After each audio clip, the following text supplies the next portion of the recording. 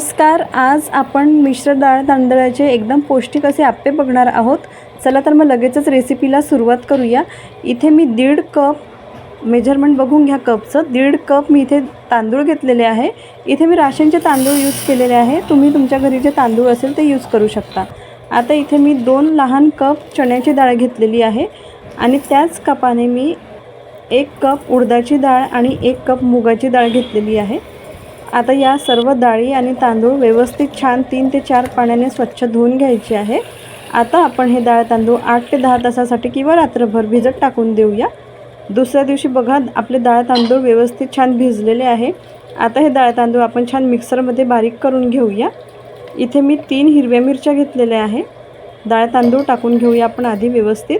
आता इथे मी 3 हिरव्या मिरच्या आणि अद्रक घेतलेला आहे. हे सुद्धा आपल्याला छान बारीक करून घ्यायचे आहे डाळ तांदळासोबत. आता इथे पहा त्याच्यानंतर मी थोडे पाणी टाकून आणखी छान बारीक करून घेतलेले आहे. पाणी ते डाळ तांदळाचंच यूज करायचं. इथे बघू शकाल किती छान बारीक झालेलं आहे. तसंच मी आता उरलेले डाळ तांदूळसुद्धा बारीक करून घेते मिक्सरमध्ये व्यवस्थित. उरलेले डाळ तांदूळसुद्धा छान बारीक करून घेतलेले आहे. आता इथे चवीनुसार मीठ घालायचा. बारीक चिरलेला एक कांदा घेतलेला आहे मीडियम साईजचा आणि इथे बारीक चिरलेली कोथिंबीर घातलेली आहे. तुम्ही तुमच्या आवडीनुसार इथे ढोबळी मिरची किंवा गाजर पण टाकू शकता. आता छान व्यवस्थित मिक्स करून घ्यायचे. आता मी इथे 1 टेबलस्पून इनो घेतलेला आहे. इनोच्या ऐवजी तुम्ही खायचा सोडासुद्धा वापरू शकता.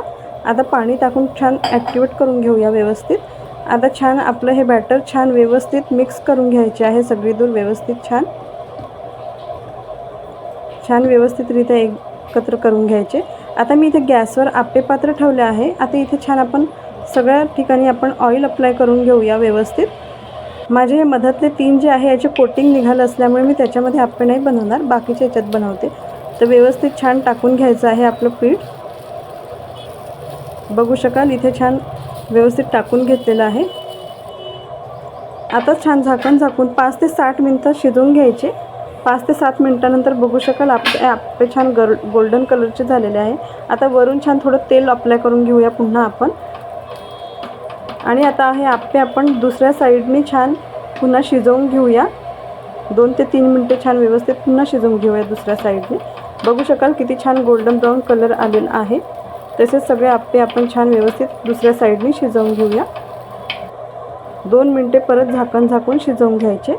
2 मिनटानंतर बघू शकाल आपले आप्पे रेडी आहे. छान मस्त स्पंजी होतात.